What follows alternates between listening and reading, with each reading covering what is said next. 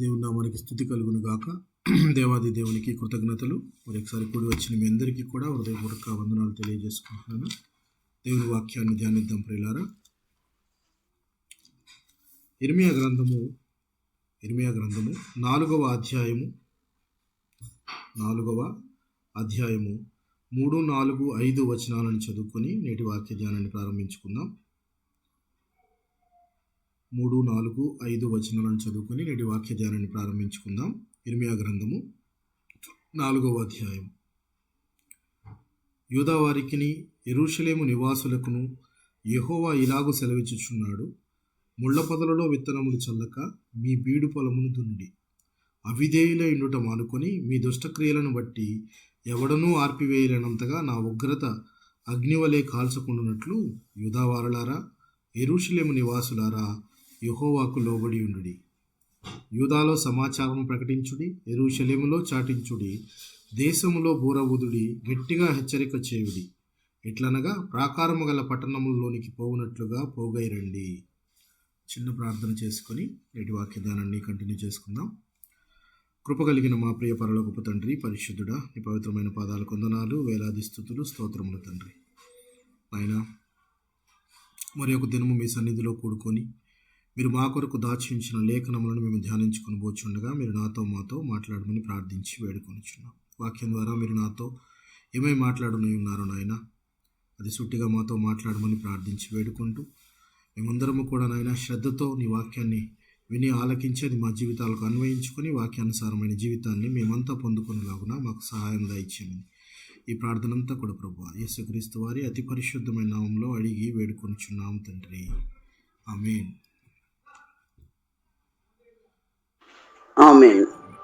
మంచిది ప్రియులారా, ఇర్మియా గ్రంథాన్ని మనము ధ్యానిస్తూ ఉన్నాము.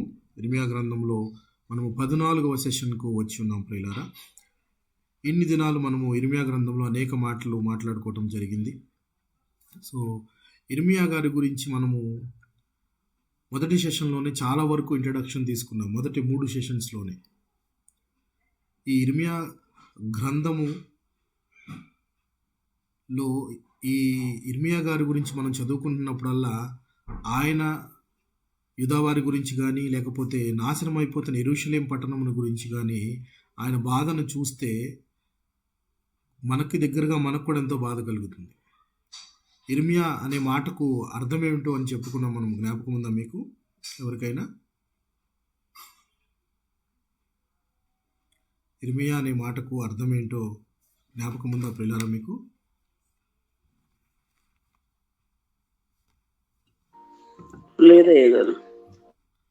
ఇర్మియా అనే మాటకు అర్థము యెహోవా ఉన్నతుడు అని, యెహోవా ఈజ్ హై. ఆర్ ఇంకొకటి ఏంటంటే హూమ్ యెహోవా హ్యాజ్ అపాయింటెడ్, ఎవరినైతే యెహోవా నియమించి ఉన్నాడో అని అర్థం వస్తుంది ఇర్మియా గారు నిజంగా చివరి ప్రవక్త అని అంటే ఒక రకంగా యూదా నాశనమైపోతుంది, యూదా పట్టణం అంతా నాశనమైపోతుంది, అలాగే దేవుడు తన నివాస స్థలముగా ఏర్పాటు చేసుకున్న యెరూషలేము కూడా పూర్తిగా నేలమట్టమైపోతుంది, దేవుడు తన ఉగ్రతను మీ మీదకు రప్పించబోతున్నాడు అని చెప్పిన ప్రవక్త, మరియు అది కళ్ళారా చూసిన ప్రవక్త.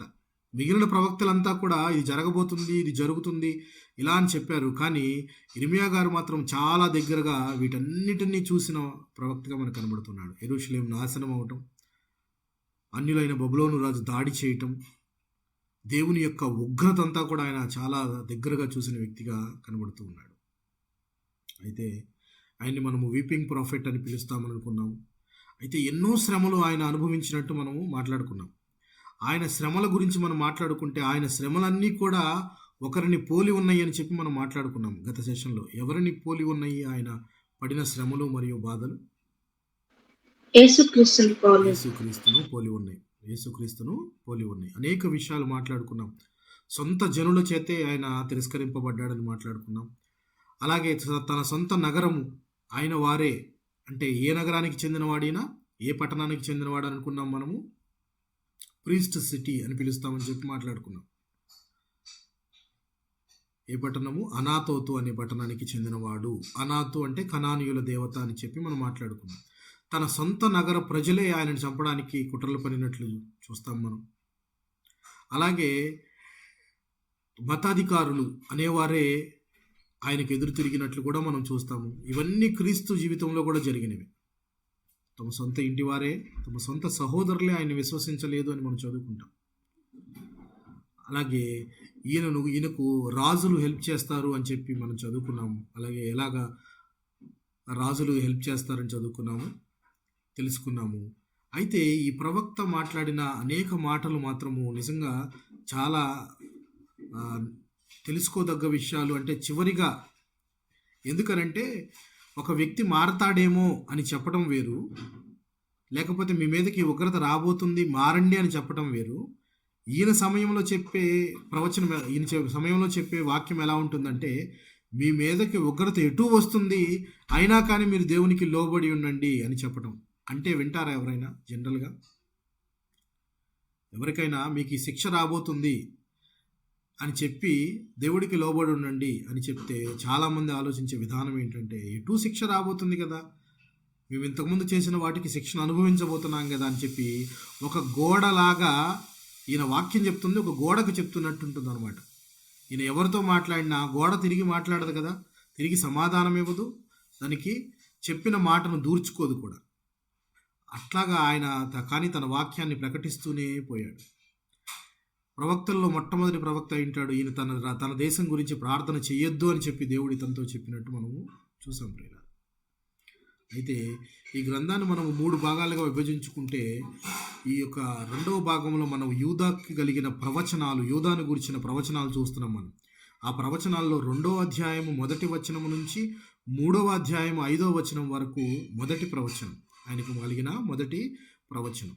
ఇందులో మనం చూసాము, మరక వంటి మీ దోషము నాకు మరకలాగా కనబడుతూ ఉంది అని చెప్పి, భ్రష్టులైన పిల్లలారా తిరిగి రండి అని చెప్పి ఆయన మాట్లాడటం చూసాము. అలాగే మొదటి వైవాహిక ప్రేమ అనే దాని గురించి కూడా మనం మాట్లాడుకున్నాము. తర్వాత పరిత్యాగ పత్రిక ఇచ్చేసినా కానీ దేవుడు స్టిల్ మిమ్మల్ని ప్రేమిస్తున్నాడు, తిరిగి రండి అని చెప్పి ఆయన మాట్లాడిన మాటలు కూడా చూసాం. అయితే ఇప్పుడు 3వ అధ్యాయం 6వ వచనం నుంచి 6వ అధ్యాయము 30వ వచనం దాకా ఈ యూదా యొక్క 2వ ప్రవచనం, యూదాను గురించిన 2వ ప్రవచనం ఇర్మియా గారు మాట్లాడుతూ ఉన్నారు. ఆయన మాట్లాడుతూ మనం చదువుకున్న వచనాన్ని కనుక గమనిస్తే, యూదా వారికిని యెరూషలేము నివాసులకును యెహోవా ఇలాగు సెలవిచ్చుచున్నాడు, ముళ్ళ పొదలలో విత్తనములు చల్లక మీ బీడు పొలమును దున్నుడి. బీడు పొలమును దున్నుడి. ఇక్కడ మనం జాగ్రత్తగా కనుక గమనించినట్లయితే, ముళ్ళలో పడిన విత్తనాలు ఏమవుతాయి?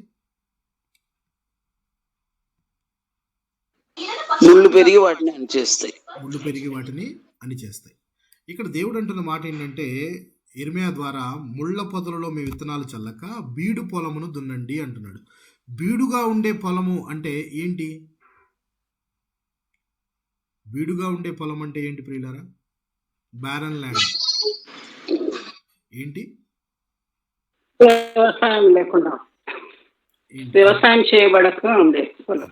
అంటే ఎప్పుడు దాని మీద నాగలి వేయనిది, అలాగే సాగు చేయనిది భూమి అనుకోవచ్చు. అంటే ఇక్కడ బీడు భూమిని దున్నాలి అంటే, మరి బీడు భూమిని దున్నాలంటే ఫలితం అందులో రావాలి కదా. ఫలితం అందులో వచ్చే భూమిలోనే కదా మనం దున్నేది జనరల్గా. ఇక్కడ దేవుడు అంటున్న మాట ఏంటంటే, మీ హృదయాలు బీడు భూముల్లాగా ఉన్నాయి అని చెప్పేసి మాట్లాడుతున్నాడు. బీడు భూముల్లాగా ఉన్నాయి అంటే ఏంటంటే, వాక్యం అందులోకి ప్రవేశించలేకపోతుంది, దేవుని మాటలు వారి హృదయానికి చేరలేకపోతున్నాయి, అడ్డు పొరలున్నాయి మీ హృదయానికి అని చెప్పి చెప్తున్నాడు. వాక్యం లోపలికి, హృదయం లోపలికి వెళ్ళాలంటే మీరు దాన్ని ఇన్వైట్ చేయాలి. వాక్యం వినడానికి, దాన్ని అర్థం చేసుకోవాలంటే మీరు కూర్చోవాలి, దాన్ని శ్రద్ధగా వినాలి. విననంత వరకు వాక్యం అర్థం కాదు, దాన్ని గ్రహించినంత వరకు వాక్యం నీ జీవితంలో పనిచేయదు. వాక్యం జీవితంలో పని చేయాలి అంటే నువ్వు దాన్ని గ్రహించాలి. చదవటం కాదు, ఎవ్రీబడి కెన్ రీడ్. చదువుకున్న ప్రతి వారు వాక్యాన్ని చదవగలరు, కానీ గ్రహించగలిగేది ఎవరు? గ్రహించగలిగేట్లుగా ఉండండి మీరు అని చెప్పి చెప్తున్నాడు. ఎందుకనంటే దేవుడు ఈ మాటలు మాట్లాడడానికి ముందుగా మీరు హృదయానికి సున్నతి చేసుకోండి. ముందు మీరు సున్నతి చేసుకోవటం, ధర్మశాస్త్ర గ్రంథం ప్రకారం మీరు సున్నతి చేయటము గొప్ప అని అనుకుంటున్నారేమో. ముందు మీ హృదయానికి అడ్డంగా ఉన్న పొరలను తీసేయండి, అప్పుడు దేవుని వాక్యం లోపలికి వెళ్తుంది. ఆ పొలాన్ని, అలాంటి బీడు భూమిని దున్నండి మీరు. జనరల్గా పొలంలో మనము ఏది వేస్తే అదే పండుతుందా, లేకపోతే వేసిన దానికి వేసింది కాకుండా వేరేది పండుతుందా?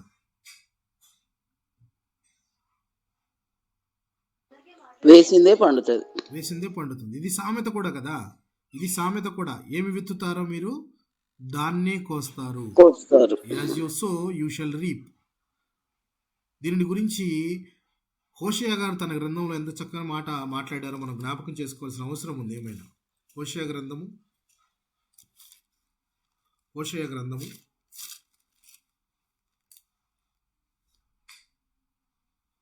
10వ అధ్యాయము 12వ వచనాన్ని గమనిద్దాం. హోషేయ గ్రంథము 10వ అధ్యాయము 12వ వచనాన్ని కనుక గమనిద్దాం మనం. నీతి ఫలించినట్లు మీరు విత్తనము వేయుడి, ప్రేమయను కోత మీరు కోయిడి. యెహోవాను వెదుకుటకు ఇదే సమయము కనుక ఆయన ప్రత్యక్షమై మీ మీద నీతి వర్షము కురిపించినట్లు ఇది వరకెన్నడూను దున్నని బీడు భూమి దున్నుడి. చాలండి. ఇదివరకెన్నడూ దున్నని బీడు భూమిని దున్నాలి అని చెప్తున్నాడు. ఇందులో 2 అర్థాలు ఉన్నాయి.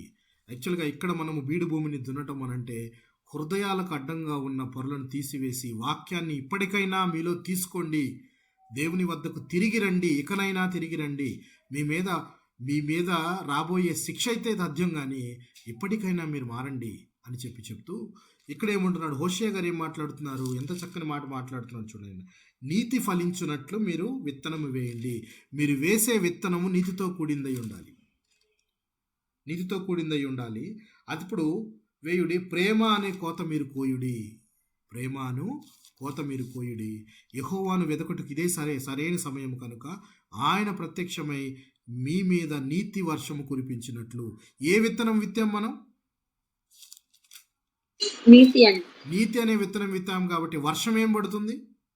దేవుడిచ్చే ఫలము కూడా ఎలా ఉంటుంది? నీతి వర్షమే కురుస్తుంది. అంటే మనం చేసే వాటిని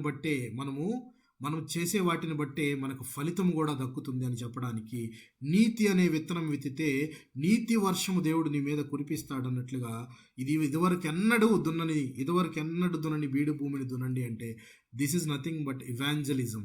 అంటే దేవుని వాక్యాన్ని ప్రకటించండి. ఇదివరకెన్నడూ అంటే మీ యొక్క నేచర్లో అది లేదు. దేవుని వాక్యాన్ని తీసుకోవటము, తీసుకున్న వాక్యాన్ని నలుగురికి పంచటము లేదు అని చెప్తూ ఇదివరకెన్నడూ మీరు ఆ పనిని చేయలేదు, ఇకనైనా చేయండి.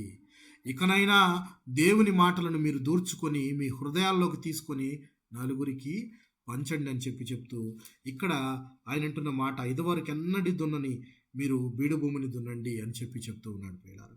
సో ఇక్కడ విత్తనములు ముళ్ళలో వేయొద్దు అంటున్నాడు. ముళ్ళలో వేస్తే ఏమవుతాయి? అవి ఫలించవు.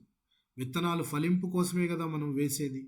సో విత్తనాలు ఫలించకుండా కూడా ఉంటున్నాయి అంటే మనము బీడు భూమిలో వేసేటప్పుడు ముందు సారవంతమైన భూమిగా దాన్ని తయారు చేసుకోవాలి.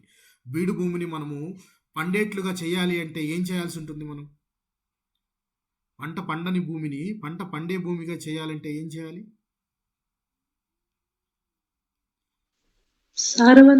సారవంతమైన ఫర్టైల్ ల్యాండ్గా తయారు చేయాలి అంటే you must plough the ground. ముందు భూమినంతా దున్నాలి. దున్నితే ఏమవుతుంది? పైన ఉన్న నేలంతా కూడా మీకు బీడుగా అయిపోయింది. దాన్ని దున్నితే లోపల సారవంతమైన నేల బయటికి కనబడుతుంది. అలాగే హృదయానికి అడ్డంగా ఉండే పొరలను మనం అహంకారం అనే పొర కానీ, అలాగే అబద్ధం అనే పొర కానీ, లేకపోతే వ్యామోహం అనే పొర కానీ, ఇక అనేక రకాలైన అరిషడ్ వర్గాలను మనము ముందుగా మన హృదయంలోంచి తొలగించుకుంటే సారవంతముగా తయారవుతాము. అప్పుడు ఆ భూమిలో దేవుని వాక్యం అనే విత్తనాన్ని గనక విత్తగలిగితే ఆ విత్తనము పెరిగి ఫలిస్తుంది, ఫలింపునిచ్చిన చెట్టు కానీ విత్తనం కానీ నలుగురికి ఉపయోగపడుతుంది. సో ఇక్కడ యూదా వారికి ఏమని దేవుడు చెప్తున్నాడు? ముళ్ళ పొదలలో విత్తనములు చల్లక మీ బీడు పొలమును దున్నుడి. సారవంతమైన భూమిగా చేసుకోవాలంటే ముందు కొద్దిగా నేలను ఇబ్బంది పెట్టాలి, బాధ పెట్టాలి, ఆ పొరలను తొలగించాలి. అప్పుడు సారవంతమైన భూమి వస్తుంది. మన హృదయంలో కూడా ఏదైనా అడ్డంగా ఉన్నాయేమో, దేవునికి ఇష్టకరంగా లేని వాటిని తీసేసి దేవుని వాక్యాన్ని విత్తుకోవాలి. దేవుని వాక్యాన్ని ఇన్వైట్ చేయాలి.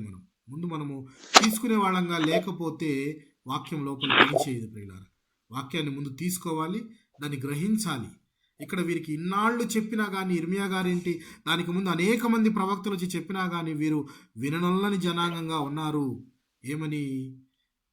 వీరు వినటం లేదు. వినకపోగా అన్య దేవతా విగ్రహాలను పెట్టుకొని వారు చివరి దశకు వచ్చేసారు. ఇక దేవుడి ఉగ్రత రాబోతుంది, ఇప్పుడైనా మారండి, మీరు ఇకనైనా దేవుని మాటను ఆలకించండి అని చెప్పి ప్రవక్త అయిన ఇర్మియా గారు మాటల్లో మాట్లాడుతున్నాడు. చూడండి, మీ దుష్టక్రియలను బట్టి ఎవడనూ ఆర్పివేయలేనంతగా నా ఉగ్రత అగ్నివలే కాల్చకుండానట్లు. ఉగ్రత వస్తే ఎట్లా కాల్చేస్తుందట? అగ్నివలే కాల్చకుండానట్లు. యూదావారలారా, యెరూషలేము నివాసులారా, యెహోవాకు లోబడి ఉండుడి. యెహోవాకు లోబడటము. లోబడటం అంటే ఏంటి పిల్లారా?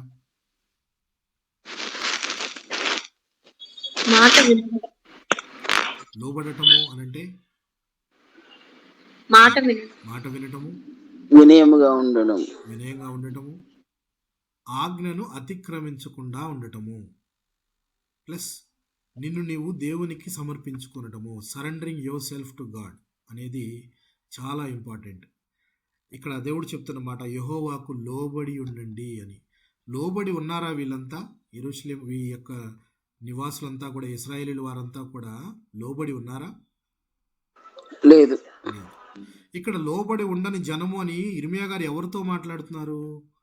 యూదావారు మరియు బెన్యామీనీలతోనే మాట్లాడుతున్నారు. ఇక్కడ 2 గోత్రాల వారే ఉన్నారు. మిగిలిన 10 గోత్రాల వారు ఆల్రెడీ ఒక 200 సంవత్సరాల క్రితమే వెళ్ళిపోయారు చెరలోనికి. వాళ్ళకు వేయవలసిన శిక్ష దేవుడు వేసేసాడు. ఆల్రెడీ పరిత్యాగ పత్రికను నేను ఇచ్చివేశాను అంటున్నాడు. ఎవరికి? మీ సహోదరులకు. అక్కడ వాళ్ళ సహోదరులు అంటే వారిద్దరిని 2 స్త్రీలతో పోల్చాడు వీళ్ళిద్దరిని దేవుడు. ఇశ్రాయేలు 10 గోత్రాల వారిని, అలాగే యూదావారు బెన్యామీనీలను 2 సహోదరులతో పోల్చాడు. సహోదరి, అక్క చెల్లెలతో పోల్చాడు. పోల్చి ఒక ఆమెకు ఆల్రెడీ నేను పరిత్యాగ పత్రిక ఇచ్చేశాను, ఆమెను చూసి నువ్వేమైనా బుద్ధి తెచ్చుకుంటావు అంటే నువ్వు కూడా వినకుండా విననొల్లని జనాంగంగా మీరు కనపడుతున్నారు. అందుకని మీరు కనీసము అవిధేయులు ఉండటం మానుకోండి. అవిధేయత అనేది మానేయండి.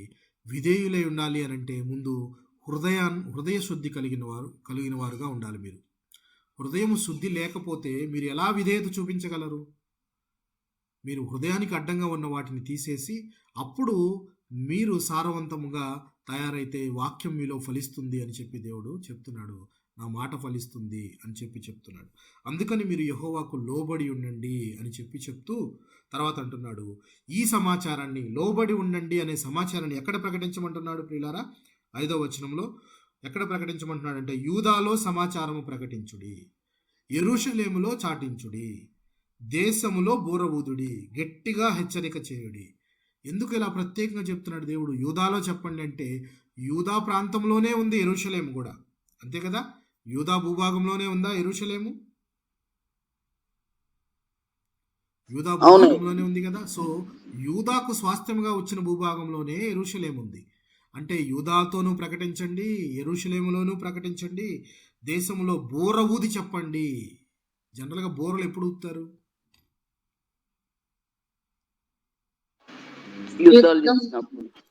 యుద్ధం చేసేటప్పుడు మరియు పండగ జరిగేటప్పుడు కూడా. బూరల పండుగ తెలుసు కదా, సంతోషం, ద ఫీస్ట్ ఆఫ్ ట్రంపెట్స్ అంటే బూరల పండగ అనే పండగ ఒకటి జరుగుతుంది, అప్పుడు ఊతారు. అలాగే యుద్ధానికి యుద్ధ సన్నద్ధులై ఉండాలి అనడానికి, బీ అలర్ట్గా ఉండాలి అనడానికి కూడా బూర ఊది చెప్పాలి, టముకు వేసి చెప్పాలి. అంటే అర్థం ఏంటంటే is trying to gaining attention of the people. అంటే అక్కడ ఉన్న జనాలందరి యొక్క దృష్టిని లేక వారి మనస్సులను ఈయన ఆకట్టుకోవాలి నా మాటల ద్వారా. అంటే నేనేం చెప్తున్నానో వినండి, ముందు విని ఆలకించండి అని డప్పు కొడతారు. జనరల్గా దండోరా వేశారు అంటారు. దండోరా వేయగానే అందరూ కామైపోతారు, ఏం చెప్తున్నారో అని. మోదీ గారు కనుక రాత్రి 8 గంటలకు వస్తే అందరూ భయపడుతుంటారు. బాయ్ ఎవరు బ్యానో అనగానే భయపడతారు, ఈయనేం కొత్తది తీసుకొచ్చాడో ఈరోజు అని. ఒకరోజు నోటు రద్దు చేశానంటాడు, ఒకరోజు నైట్ లైట్ ఆర్పండి అంటాడు, ఒకరోజు కరోనా అంతా బంద్ అయిపోయింది అంటాడు. తర్వాత ఇక ఆయన చూస్తేనే ఏదో టెన్షన్గా ఏదోటి ప్రకటించబోతున్నాడు అనే భయం. సో అలాగా ఇక్కడ ప్రకటిస్తుంటే ఆ భయం పుట్టుకొస్తుంది. బూర ఊది చెప్పండి ఏమని? దేవుని ఉగ్రత అగ్ని వలె కాల్చబోతుందని చెప్పడానికి. యెరూషలేములో చాటించుడి, దేశములో బూర ఊదుడి, గట్టిగా హెచ్చరిక చేయుడి. ఎట్లనగా ప్రాకారము గల పట్టణంలోనికి పోవునట్లుగా పోగైరండి, అందరూ పోగైరండి, ఒక దగ్గరికి రండి, మీరు వినండి అంటూ చెప్తూ, సియోను చూచునట్లు ధ్వజమెత్తుడి, పారిపోయి తప్పించుకున్నట్టుకు ఆలస్యము చేయకూడని చెప్పుడి, యెహోవానగు నేను ఉత్తర దిక్కు నుండి కీడును రప్పించుచున్నాను. ఇక్కడ సియోను చూచునట్లు ధ్వజమెత్తుడి అని చెప్తూ ఒక మాట రాస్తూ ఉన్నాడు. ధ్వజము అంటే జెండా. జెండా. జెండా దేన్ని చూసేటట్టు ఎత్తమంటున్నాడు ప్రియులారా? సియోను చూచునట్టు సియోను. ధ్వజం. సియోను అంటే అర్థం ఏంటి? సియోన్ అంటే ఏంటి? మళ్ళీ ఇక్కడ సియోను అంటే సియోను అంటే యెరూషలేము. యెరూషలేము. సియోను అంటే యెరూషలేము. అవునా? అంతేనా? కరెక్టా కాదా? కానీ యెరూషలేము. సియోను అనేది ఏంటి అనేది కూడా మనం ముందు ఒక ఐడియా తీసుకుందాం. ఎందుకనంటే యాకోబు గుడారాలన్నిట్లో కూడా దేవుడు ఎక్కువగా ప్రేమించినది సియోను. సియోను అనే ప్రాంతము, సియోను కొండ రెండు ఉన్నాయి. సో సియోను అనేది యాకోబు గుడారాల్లో దేవుడు ప్రేమించినది అని మనం కీర్తనలో చదువుకుంటాం. కీర్తనలో ఒక మాట చూద్దాం మనం. కీర్తనల గ్రంథము 87వ కీర్తన 2-3 వచనాలను చూద్దాం.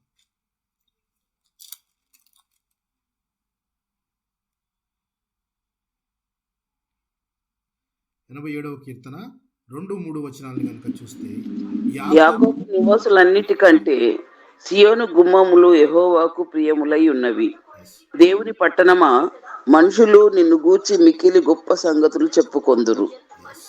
చూడండి, ఇక్కడ సియోను ఏమని పిలువబడుతుంది? దేవుని పట్టణము అని పిలువబడుతుంది. దేవుని పట్టణం అని పిలువబడుతుంది. మరియు యాకోబు నివాసములన్నిటికంటే సియోను గుమ్మములు యెహోవాకు ప్రియములై ఉన్నవి అని చెప్పి మాట్లాడుతూ, దేవుని పట్టణమా అని పిలుస్తూ, మనుషులు నిన్ను గురించి మిక్కిలి గొప్ప సంగతులు చెప్పుకొందురు అని చెప్తున్నాడు. మరియు మొదటి వచనం కనుక చదివితే, ఆయన పట్టణపు పునాది పరిశుద్ధ పర్వతముల మీద వేయబడి ఉన్నది. పరిశుద్ధ పర్వతముల మీద వేయబడి ఉన్నది అంటే పరిశుద్ధ పర్వతం మీద ఉన్నది అని అర్థము. అసలు ఈ సియోను అనే దాని గురించి కనుక చూస్తే, మనకి బైబిల్లో పాత నిబంధన గ్రంథంలో మొత్తం మీద 150 సార్లు మనకి సియోను అనే మాటను మనం చదవచ్చు. అయితే ముందుగా సియోను పరిచయం కనుక మనం గమనించినట్లయితే 2వ సమూయేలు గ్రంథము 5వ అధ్యాయంలో మనకు కనబడుతుంది. ఏంటి అంటే, ఇది కనానీయుల్లో ఒక జాతీయులైన యొబీసీయులు అనేవారు ఉండే ప్రాంతం. ఆ ప్రాంతాన్ని దావీదు గారు వచ్చి దాన్ని జయిస్తాడు. ఆ కోటని జయించేటప్పుడు దావీదు లోపలికి రాకుండా ఒక వింతైన ఒక స్టేట్మెంట్ వాళ్ళు, లేక ఒక వింతైన ఒక మాటని అంటూ ఉంటారు. ఆ మాట వినగానే దావీదు లోపలికి రాడు అని ఒక నానుడి ఏర్పడిపోయింది. ఒక సామెత కూడా పుట్టింది. ఏంటో అది జ్ఞాపకం ఉందా మీకు? ఆ మాట వింటే దావీదు లోపలికి రాడు అనే ఒక సామెత కూడా పుట్టింది. జ్ఞాపకం ఉందా ప్రియులారా మీకు? అది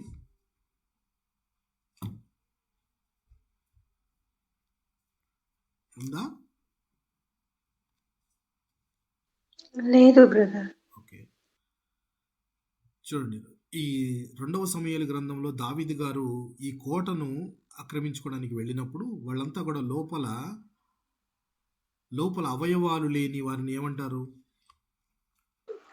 కుంటివారు, గుడ్డివారు. కుంటివారు, గుడ్డివారు. ఇప్పుడు జ్ఞాపకం వచ్చిందా ఏమన్నా? వాళ్ళు ఉన్నప్పుడు ఆయన కోటలోనికి రాలేడు. కోటలోనికి రాలేడు అనే సామెత పుడుతుంది అక్కడ. ఎందుకంటే కుంటివారు, గుడ్డివారు ఉన్నారు అంటే, జనరల్గా యుద్ధం చేసేటప్పుడు చిన్నపిల్లలు కనపడారు అనుకోండి, చిన్నపిల్లల్ని చంపుతారా? చంపరు. అంగవైకల్యం గల వాడిని, వీళ్ళందరినీ కూడా వీళ్ళు పౌరుషం చూపెట్టి చంపరు, వదిలేస్తారు. సో జనరల్గా అలాగ దావీదు లోపల కుంటివారు, గుడ్డివారు కనుక ఉంటే వాళ్ళందరి మీద దాడి చేసి తన పౌరుషం చూపెట్టడు అని చెప్పి ఒక సామెత పుడుతుంది. వాళ్ళు ఆ మాట అంటే ఆయన లోపలికి రాకుండా ఉంటాడు అని అనుకుంటారు. కానీ ఆయన ఆ లోపలికి వచ్చి ఆ కోటను జయించడము జరుగుతుంది. అప్పటి నుంచే దాన్ని దావీదు పట్టణము అని కూడా పిలుస్తారు. ఆ కొండపైనే ఆయన తనకంటూ ఒక పట్టణాన్ని, ఒక కోటను కట్టుకుంటాడు. He built a citadel for him. ఆయనకు ఒక కోటను కట్టుకుంటాడు దావీదుకి. అప్పుడే దావీదు పురము అని వస్తుంది దానికి. చూద్దాం ఆ మాటని. 2వ సమూయేలు గ్రంథము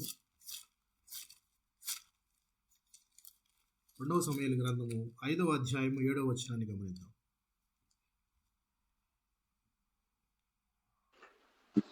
యెబూసీయులు దావీదులోనికి రాలేడని తలంచి, నీవు వచ్చినడలా ఇచ్చటి గ్రుడ్డివారును కుంటివారును నిన్ను తోలివేతురని దావీదునకు వర్తమానము పంపియుండిరి.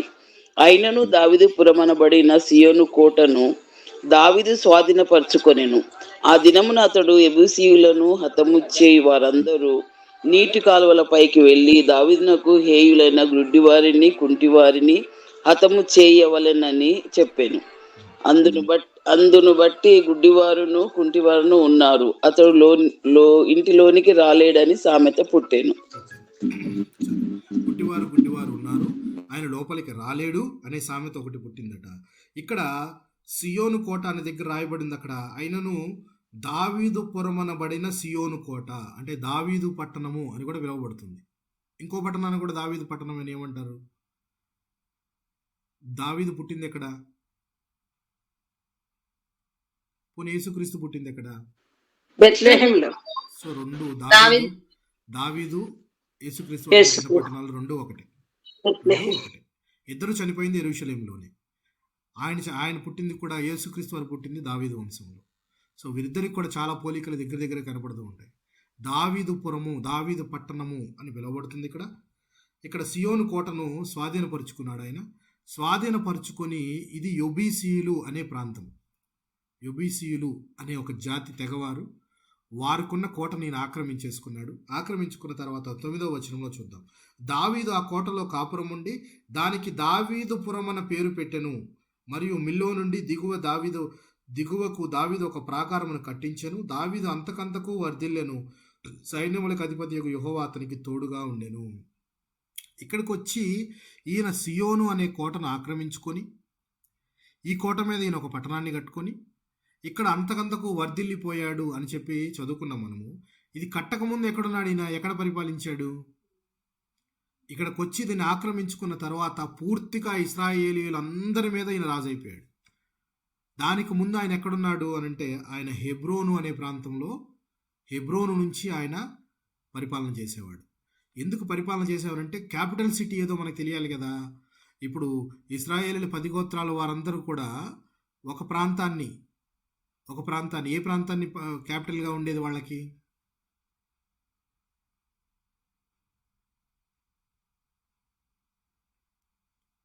ఇశ్రాయేలీల 10 గోత్రాల వారికి ఏ ప్రాంతం క్యాపిటల్ సిటీగా ఉండేది?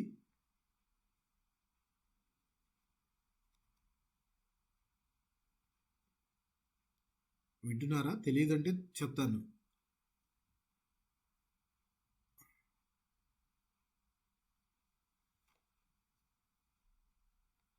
వింటున్నారా? గుర్తొస్తలేదు పాస్టర్. ఇశ్రాయేలీల 10 గోత్రాల వారికి క్యాపిటల్గా ఉండేది షోమ్రోను. జ్ఞాపకం వచ్చిందా ఎప్పుడైనా? షోమ్రోను అనే పట్టణము వారికి క్యాపిటల్ సిటీ. షోమ్రోనుకి ఆ పేరు ఎలా వచ్చిందో జ్ఞాపకం ఉందా మీకు? షోమ్రోను అనే పట్టణానికి ఆ పేరు ఎలా వచ్చింది? పట్టణానికి ఆ పేరు ఎలా వచ్చింది అంటే ఒమ్రి అనే రాజు షెమెరు అనే వ్యక్తి దగ్గర కొంత డబ్బు ఇచ్చి మణుగుల వెండి ఇచ్చి ఆ కొండను కొనుక్కుంటాడు ఆయన. ఒక కొండ. ఆ కొండ ఎవరి దగ్గర అయితే కొన్నాడో ఆ కొన్న ఆయన పేరు బట్టి షెమెరు అనే వ్యక్తి కాబట్టి దానికి షోమ్రోను అని పేరు వచ్చింది. షోమ్రోను అంటే నథింగ్ బట్ సమరయ అనే ప్రాంతం. షోమ్రోను అంటే షెమెరు అనే వ్యక్తికి మారుగా కనపడింది అది మనకి. ఓకే, సో ఇది ఇక్కడ అలాగే దావీదు గారు వచ్చేసేసి సియోను అనే కోటను ఆక్రమించుకొని అక్కడ పట్టణము కట్టుకొని దావీదుపురం అని పిలువబడుతుంది. ఇప్పుడు ఈ ప్రాంతానికి తర్వాత అనతి కాలంలో దావీదుపురము కాస్త దేవుని పట్టణము, దేవుని పురం అని ఎందుకు పేరు వచ్చిందంటే మెల్లగా యెరూషలేం ప్రాంతంలోనే ఉంది. ఇది కూడా యెరూషలేం అనేది ఒక పట్టణం అనుకోండి, మొత్తం ఒక ప్రాంతం. ఆ ప్రాంతంలో సియోను అనే ఒక ప్రాంతము, ఒక కోట అనుకుందాం, సియోను కొండ అని అనుకుందాం. అయితే ఇక్కడే ఇందులోనే యెబూసీయుడైన ఒర్నాను కళ్ళంలో, ఆ కళ్ళము దగ్గర సొలొమోను గారు మందిరాన్ని కడతారు దాన్ని. సో మందిరం కట్టిన తర్వాత ఆ ప్రాంతం అంతా కూడా, యెరూషలేం ప్రాంతం అంతా కూడా ఎవరి పట్టణం అయిపోయింది?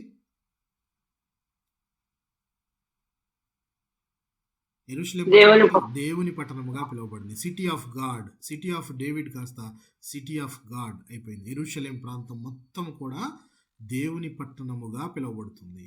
అందులోనూ అప్పుడు సియోను కూడా ఇంక్లూజివ్ ఆఫ్ దేవుని పట్టణమే అని వచ్చేస్తుంది అనమాట. సో ఇక్కడ మందిరము కట్టుకున్నప్పుడే ఈయన ఎవరు ఒక కోటను కట్టుకున్నప్పుడు దావీదు గారు ఆ సమయంలోనే ఈయన దేవునికి మందిరం కట్టాలని ఒక ఆలోచన వస్తుంది ఆయనకి. ఎందుకు ఆలోచన వస్తుంది? ఆయన కట్టుకుంది మామూలు కోట కాదు, చాలా గొప్పదైన కోట. అలాంటి కోట కట్టుకున్నాను, నేనైతే అందులో ఉన్నాను, కానీ దేవుడు మాత్రము ఎక్కడున్నాడట? గుడారంలో ఉన్నాడని బాధపడుతూ ఉంటాడు ఆయన. అంటే నేను మాత్రము ఎలాంటి ఇంట్లో ఉన్నానంటే దేవదారుమానంతో కట్టిన నగరం యందు నేను వాసం చేస్తున్నాను, కానీ దేవుని మందసం అప్పటికి దేవుని మందసం ఎక్కడుండిపోయింది? దేవుని మందసము డేరాలో నిలిచి ఉన్నది అని దేవుని యొక్క మందసము గురించి ఈయన బాధపడుతూ ఉన్నాడు, బాధను వ్యక్తపరుస్తూ ఉన్నాడు. ఆయనకంటూ ఒక నివాస మందిరము కట్టాలి, నేనైతే మాత్రం మంచి ఇంట్లో ఉన్నాను అని చెప్పి మాట్లాడుకుంటూ ఉన్నాడు. సో ఈ సియోను అనేది ఆయన చేత ఇక్కడ యెబూసీయుల మీద దాడి చేసి ఆక్రమించుకున్న పట్టణము సియోను. తర్వాత యెరూషలేములో మందిరం కట్టబడగానే అదంతా కూడా దేవుని పట్టణముగా పిలువబడుతూ ఉంది ప్రియులారా. అయితే ఈ యొక్క సియోనుని చాలా సందర్భాలలో రకరకాల వాటితో పోలుస్తారంటే ఇశ్రాయేలీయులందరినీ కూడా కలిపి పిలవడానికి సియోను వాసులారా అని పిలువబడతారు. అంతే కదా. జకర్యా గ్రంథము 9వ అధ్యాయం 9వ వచనంలో ఏమని ఉంటుంది ప్రియులారా?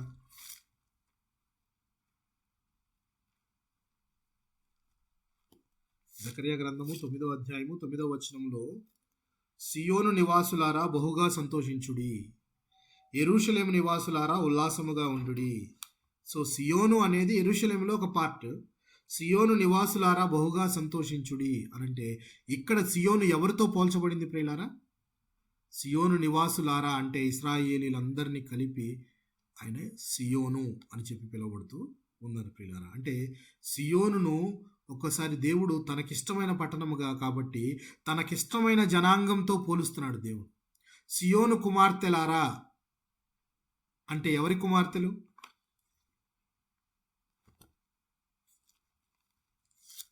ఇశ్రాయేలీల కుమార్తెలు. ఇశ్రాయేలీలను దేవుడు ఎంతగా ఇష్టపడ్డాడు కాబట్టి తనకిష్టమైన తను నివాసంగా ఉండే పట్టణం యొక్క పేరును పెట్టుకొని పిలుచుకుంటున్నాడు. ఎంతో ప్రేమించాడు కాబట్టి అలా పిలుచుకుంటున్నాడు. సియోను కుమార్తెలారా అంటే సియోన్ అనే ఒక వ్యక్తికి పుట్టిన కుమారులా కాదు. సియోను మొత్తం ఎవరిని రిప్రజెంట్ చేస్తుంది? అక్కడ ఇశ్రాయేలీల మొత్తాన్ని చేస్తుంది. సియోను కుమార్తెలారా అని చెప్పి ఆయన మాట్లాడుతూ ఉన్నాడు. ఇదే సియోను గురించి ఒకసారి మనము కీర్తనల గ్రంథంలో చూద్దాం. కీర్తనల గ్రంథము 2వ అధ్యాయం 6వ వచనాన్ని ఒకసారి గమనిద్దాం. 6వ వచనాన్ని కనుక గమనించినట్లయితే, నేను నా పరిశుద్ధ పర్వతమైన సియోను మీద నా రాజును ఆసీనునిగా చేసి ఉన్నాను. నా పరిశుద్ధ పర్వతమైన సియోను మీద నా రాజును ఆసీనునిగా చేసి ఉన్నాను అని చెప్తున్నాడు ప్రియుడా. అంటే సియోను ఒక పరిశుద్ధ పర్వతము, ఆ పర్వతం మీద కూర్చోవలసిన రాజును ఆసీనునిగా చేసి ఉన్నాడని చెప్పి ఇక్కడ కనబడుతుంది ప్రియుడా. ఇదే కీర్తనల గ్రంథము 48వ అధ్యాయము 2వ వచనం చూద్దాం.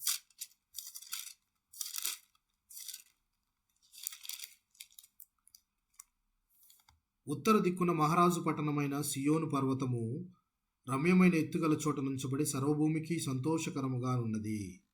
చూడండి, ఉత్తర దిక్కునున్న మహారాజు పట్టణమైన సియోను పర్వతము, మహారాజు పట్టణం అని పిలువబడుతుంది ఇక్కడ. అంటే దేవాది దేవుడు కూర్చొని ఉండే మహారాజు పట్టణమైన సియోను పర్వతము అని పిలువబడుతూ ఉంది ప్రియులారా. ఇదే 11వ అధ్యాయము 12వ వచనం కూడా గమనిద్దాం. 132వ అధ్యాయము 13వ వచనాన్ని గమనిద్దాం.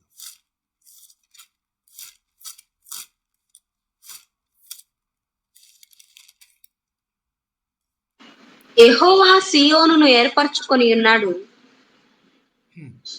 తనకు నివాస స్థలముగా దానిని కోరుకొని ఉన్నాడు. యెహోవా సియోనును ఏర్పరచుకొని ఉన్నాడు, తనకు నివాస స్థలముగా దాన్ని కోరుకొని ఉన్నాడు. దాన్ని కోరుకున్నాడట, నివాస స్థలముగా ఉండే విధంగా దాన్ని కోరుకున్నానని చెప్పి చెప్తున్నాడు. అదే పాత నిబంధన గ్రంథంలో యెషయా గారు కూడా తన మాటలో ప్రస్తావించినట్టు చూడొచ్చు. మనం యెషయా గ్రంథము 40వ అధ్యాయము 9వ వచనాన్ని గమనిద్దాం.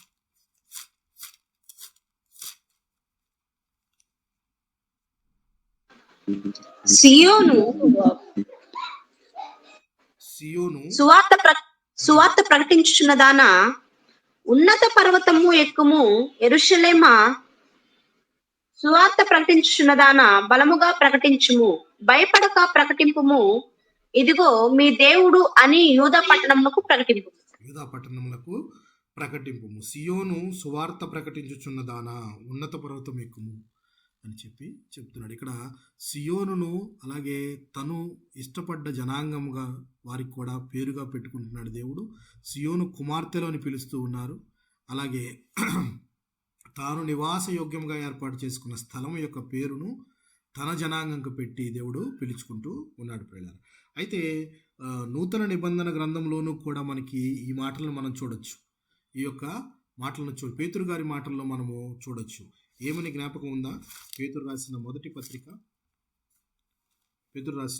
పత్రిక 2వ అధ్యాయము 6వ వచనాన్ని కనుక గమనిస్తే, 2వ అధ్యాయము 6వ వచనాన్ని కనుక గమనిస్తే, ఏలయనగా ఇదిగో నేను ముఖ్యమును ఏర్పరచబడినదియు అమూల్యమునగు మూలరాతిని సియోనులో స్థాపించుచున్నాను, ఆయన యందు విశ్వాసం ఉంచువాడు ఏ మాత్రమును సిగ్గుపడడు అను మాట లేఖనమందు వ్రాయబడి ఉన్నది. విశ్వసించున్న మీకు ఆయన అమూల్యమైన వాడు, విశ్వసింపని వారికైతే ఇల్లు కట్టువారు ఏ రాత్రి నిషేధించరో అదే మూలకు తలరాయి ఆయను. సియోనులో మూలరాతిని స్థాపించుచున్నాను. ఇక్కడ దాకా మనం చూసిన సియోను అర్థమంతా కూడా ఒక పట్టణము, దేవుడు ఏర్పరచుకున్న స్థలము అయిపోయింది. అయితే నూతన నిబంధన గ్రంథం వచ్చేటప్పటికి సియోను అనేది ఒక దేవుని స్పిరిచువల్ కింగ్డమ్, దేవుని రాజ్యం కింద ఏర్పడిపోయినట్టు ఇక్కడ మనం చూడొచ్చు. ఇక్కడ పేతురు గారు మాట్లాడుతున్నది ఆత్మ సంబంధమైన మందిరంగా కట్టబడుచున్నారు మీరు అని చెప్తూ ఆయన ఈ మాట మాట్లాడతాడు. ఇదిగో నేను ముఖ్యమును ఏర్పరచబడిన అమూల్యమగు రాతిని. ఇది ఎవరు మాట్లాడారని పేతురు గారు మాట్లాడుతున్నారంటే, యెషయా గారు తన గ్రంథంలో ఈ మాటను మాట్లాడతాడు. ఆ మాటను పట్టుకొని పేతురు గారు ఇదిగో ఈ ప్రవక్త ఇలా చెప్పాడు కదా అని చెప్తూ యెషయా గారు 28వ అధ్యాయము 16వ వచనంలో మనం ఆ మాటను గమనించవచ్చు.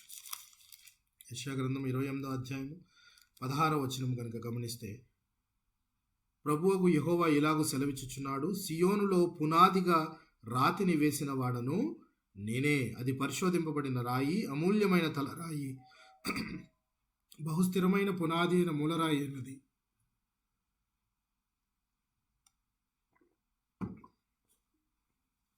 క్షమించండి. సో పేతురు రాసిన మొదటి పత్రికలోనూ కూడా ఇది సియోను అనేది దేవుని రాజ్యానికి గుర్తుగా ఇక్కడ మనకి కనబడుతుంది. దేవుడు స్థాపించబో దేవుని రాజ్యము అని చెప్పి మనకు కనబడుతుంది ప్రియులారా. అయితే ఇదే యెషయా గ్రంథంలో యెషయా గారు 60వ అధ్యాయంలో కూడా దీని గురించి ప్రస్తావించినట్టు మనం చూడవచ్చు. 60వ అధ్యాయము 14వ వచనాన్ని కనుక గమనిస్తే, 14వ వచనాన్ని గమనిస్తే, నిన్ను బాధించు వారి సంతానపు వారు నీ ఎదుటికి వచ్చి సాగిలో పడెదరు, నిన్ను తృణీకరించిన వారందరూ వచ్చి నీ పాదముల మీద పడెదరు. యెహోవా పట్టణం అని ఇశ్రాయేలు పరిశుద్ధ దేవుని సియోననియు నీకు పేరు పెట్టెదరు. యెహోవా పట్టణమనియు ఇశ్రాయేలు పరిశుద్ధ దేవుని సియోననియు నీకు పేరు పెట్టెదరు.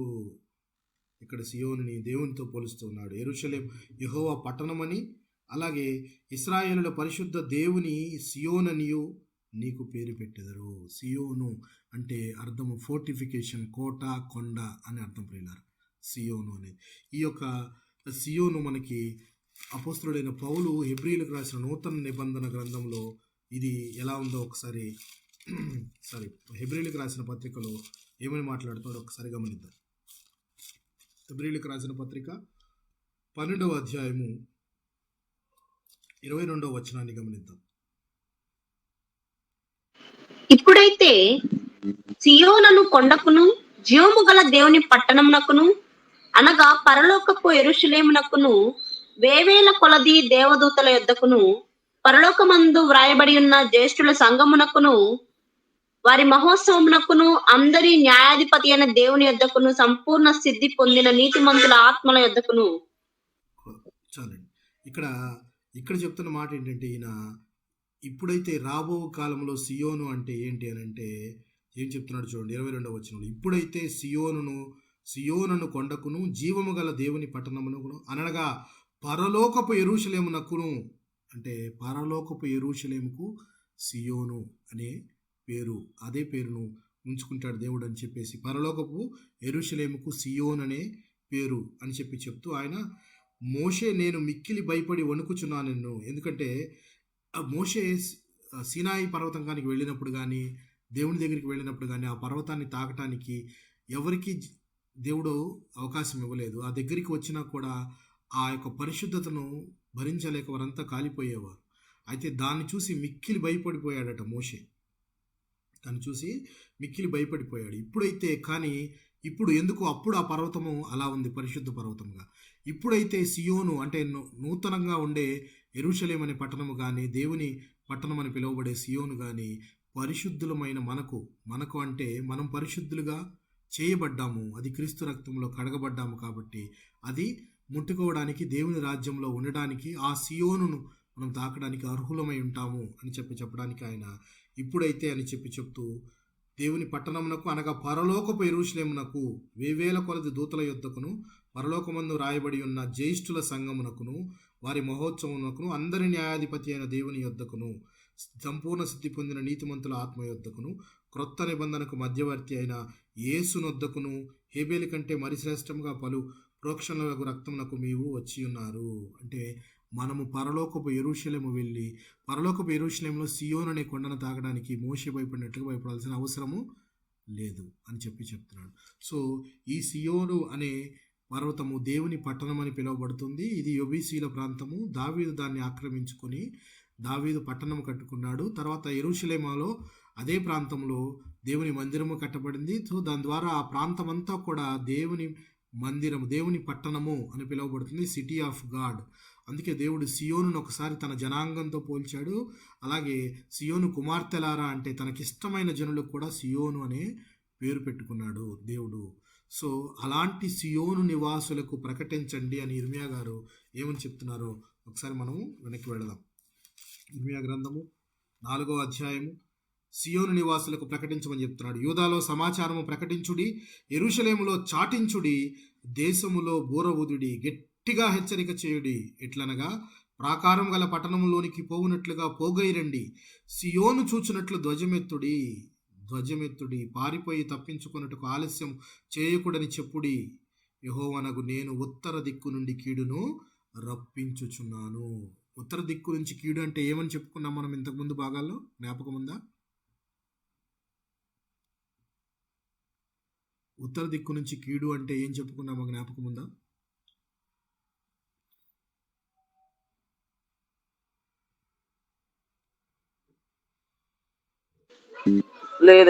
ఉత్తర దిక్కు నుంచి కీడు రాబోతుంది, రప్పించబోతున్నానంటే అర్థము బబులోను రాజు దాడి చేయడానికి రాబోతున్నాడు అని చెప్పి ఇర్మియా గారు చెప్తున్నారు. వీళ్ళకి ఉత్తర దిక్కు నుంచి కీడు బయలుదేరింది, ఆల్రెడీ బయలుదేరిపోయింది అని అంటే ఇక్కడ మనకు దేవుడు హెచ్చరిస్తున్న మాట ఏంటంటే అంత్య దినములు దేవుడు రాబోతున్నాడు.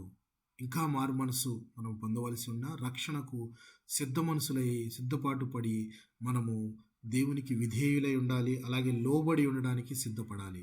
ఇక్కడ వీళ్ళందరికీ చెప్తున్నది ఏంటి? దేవుడు ఏమంటే మీ మీదకి కీడు రప్పించబోతున్నాడు. ఆయన ఆల్రెడీ బయలుదేరిపోయాడు. ఆయన అంటే ఆ రాజ్యము మీ మీదకి వచ్చి మీ దాడి చేయడానికి వాళ్ళు ఆల్రెడీ ప్లాన్స్ స్టార్ట్ అయిపోయినాయి, వాళ్ళు బయలుదేరి కూడా పోయారు అని చెప్తున్నాడు. ఈ సమయంలోనైనా ఈ సమయంలోనైనా మీరు దేవునికి లోబడండి, దేవుని మాటలను ఆలకించండి అని చెప్తూ యెహోవానగు నేను ఉత్తర దిక్కు నుండి కీడును రప్పించుచున్నాను, గొప్ప నాశనమును రప్పించుచున్నాను. పొదలలో నుండి సింహము బయలుదేరి ఉన్నది, జనముల వినాశకుడు బయలుదేరి ఉన్నాడు. నీ దేశమును నాశనము చేయుటకు అతడు ప్రయాణమై తన నివాసమును విడిచి ఉన్నాడు. నీ పట్టణములు పాడే నిర్జనముగా ఉండును. ఏమని చెప్తున్నాడు ఇర్మియా గారు? ఆల్రెడీ బయలుదేరిపోయాడట ఆయన. అంటే ఆల్రెడీ బయలుదేరిపోయాడు అంటే అర్థం ఏంటి ప్రియులారా? చాలా దగ్గరగా ఉంది విపత్తు అనే కదా. విపత్తు చాలా దగ్గరగా ఉంది. ఎవరైనా జనముల వినాశకుడట. జనముల వినాశకుడు అంటే జనాల్ని ఏ విధంగా నాశనం చేస్తాడంటే, ఎంత క్రూరమైన వ్యక్తి అంటే వారు ఎవరు? వాళ్ళు ఎవరని చెప్పుకున్నాం ప్రియులారా? ఎవరు వీళ్ళ మీద వచ్చి దాడి చేసేది? బబులోను వారు. బబులోను రాజులు ఎంత క్రూరమైన వాడు అని చెప్పి మనకు తెలుసు. ఎంత క్రూరమైన వాడో మనకి తెలుసు ప్రియులారా. ఎందుకనంటే ఒకసారి యెషయా గ్రంథంలో వారి గురించి మాట చూద్దాం. యెషయా గ్రంథము 13వ అధ్యాయంలో బబులోనును గూర్చి యెషయా గారికి వచ్చిన దేవోక్తి ఏంటో చూద్దాం మనం. యెషయా గ్రంథము 13వ అధ్యాయము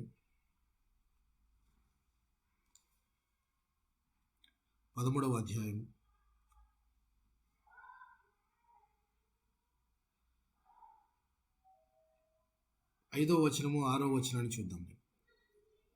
5, 6 వచనం. సర్వలోకమును పాడు చేయుటకై చదవండి. ఆయన దూరదేశము నుండి ఆకాశ దిగంతముల నుండి యెహోవాయును ఆయన క్రోధము తీర్చు ఆయుధములను వచ్చుచున్నారు. యెహోవా దినము వచ్చుచున్నది, ఘోషించుడి, అది ప్రళయము వలె సర్వశక్తుడగు దేవుని యొద్ద నుండి వచ్చును. చూడండి పిల్లలు, అదే లోకమును పాడు చేయుటకై ఆయన దూరదేశము నుండి అంటే ఏ దూరదేశం ఇది? బబులోను రాజు రాబోతున్నాడు. ఆకాశ దిగంతముల నుండి యెహోవాను ఆయన క్రోధమును తీర్చు ఆయుధము, అది ఆయన బబులోను రాజు దేవుని చేతిలో ఒక ఆయుధంగా వాడబడబోతున్నాడు అని చెప్తున్నాడు దేవుడు. యెహోవా దినము వచ్చుచున్నది, ఘోషించుడి, అది దేవుని దినము, అది ప్రళయము వలె సర్వశక్తుడకు దేవుని యొద్ద నుండి వచ్చును. అందుచేత బాహువులన్నీ దుర్బలములగును, ప్రతివాని గుండె కరిగిపోవును, జనులు విభ్రాంతి నొందుదురు, వేదనములు దుఃఖములు వారికి కలుగును, ప్రసవ వేదన పడుదాని వలె వారు వేదన పడెదరు. ప్రసవం జరిగేటప్పుడు ఎలాగ ఒక స్త్రీ బాధపడుతుందో అంత బాధ మీరు అనుభవించాల్సి ఉంటుంది. వేదన పడెదరు, ఒకరినొకరు తేరిచూతురు, వారి ముఖములు జ్వాలల వలె ఎర్రబారును. ఒకరి ముఖాలు ఎలా అవుతాయట? ఎర్రగా అయిపోతాయట. యెహోవా దినము వచ్చుచున్నది, దేశమును పాడు చేయుటకును, పాపులను బొత్తిగా దానిలో నుండకుండా నశింపజేయుటకును, క్రూరమైన ఉగ్రతతోనూ ప్రచండమైన కోపంతోనూ అది వచ్చును. చూడండి, అయితే అతనిని కూడా దేవుడు నాశనం చేస్తాను అని చెప్పి తన ప్రవచనంలోనే చెప్పించాడు. అది తర్వాత విషయం కానీ వారు వచ్చి ఏ విధమైన ఎట్లాంటి నాశనం జరగబోతుంది, ఎంత గొప్ప విపత్తు రాబోతుంది అని చెప్పడానికి ఇర్మియా గారితో దేవుడు మాట్లాడుతున్న మాట, మీరు ఇప్పుడైనా అవిధేయులై ఉండకుండా దేవునికి లోబడి ఉండండి, హృదయానికి ముందు సున్నతి చేసుకోండి, హృదయానికి అడ్డంగా ఉన్న పొరలను తీసివేయండి, బీడు భూమిని దున్నండి అని చెప్తున్నాడు. బీడుగా ఉంది మీ మనసులు, మీరు బీడు బారిపోయి ఉన్నారు. ముందు సారవంతమైన భూమిగా మిమ్మల్ని మీరు మలుచుకొని అందులో వాక్యాన్ని విత్తండి. వాక్యం ఫలిస్తుంది, ఫలించిన వాక్యం మీలో మిమ్మలను వర్ధిల్ల చేస్తుంది అని చెప్పి దేవుడు చెప్తున్నాడు. అయితే ఈ చెప్తున్న మాటలు దేవుడు ఒక రకంగా వాళ్ళకి చెప్తున్నా మనకి చెప్తున్నట్టే ఉంది. ఎందుకంటే వాళ్ళకి ఆల్రెడీ టైం దగ్గరికి వచ్చింది. ఇక బబులోను రాజు రావటము, నాశనం చేయటము ఇదంతా తథ్యము. ఇది జరగకుండా ఎవరు ఆపలేరు, ఇది జరిగే పనే. కానీ దేవుడు ఏమంటున్నాడు? కనీసం ఇప్పుడైనా మీరు లోబడటానికి నేర్చుకుంటే, లోబడితే మీరు రోదన చేయండి, గోనెపట్ట కట్టుకొని ఉపవాసం ఉండి దేవునికి ప్రార్థించండి. అప్పుడైనా దేవుని యొక్క ఉగ్రత నుంచి కొంతవరకైనా ఉపశమనం ఏమైనా కలుగుతుందేమో అని చెప్తున్నాడు.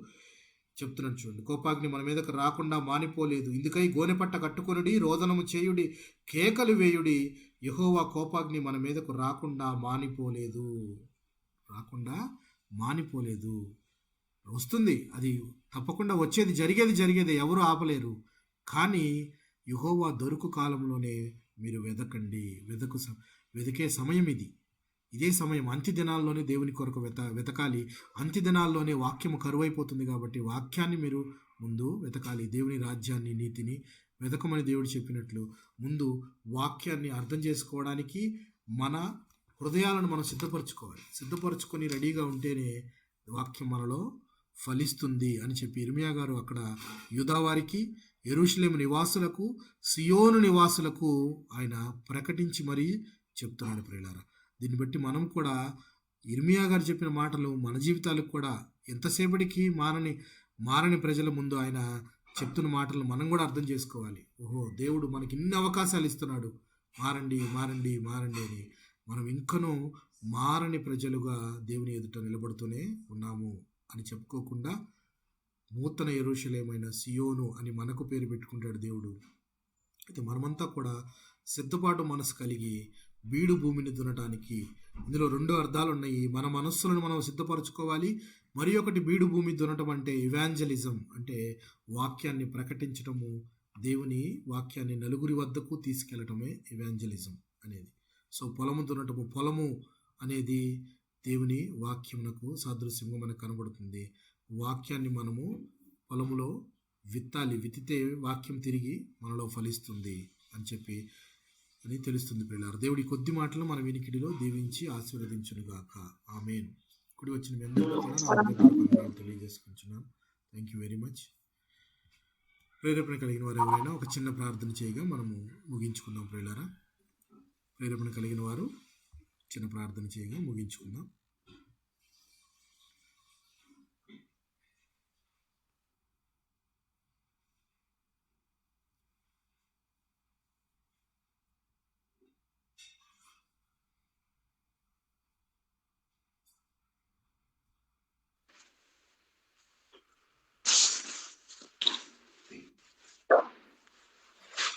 మహాపరిశుద్ధుడ, మహోన్నతుడ, దయగల తండ్రి, కృపగల రాజా,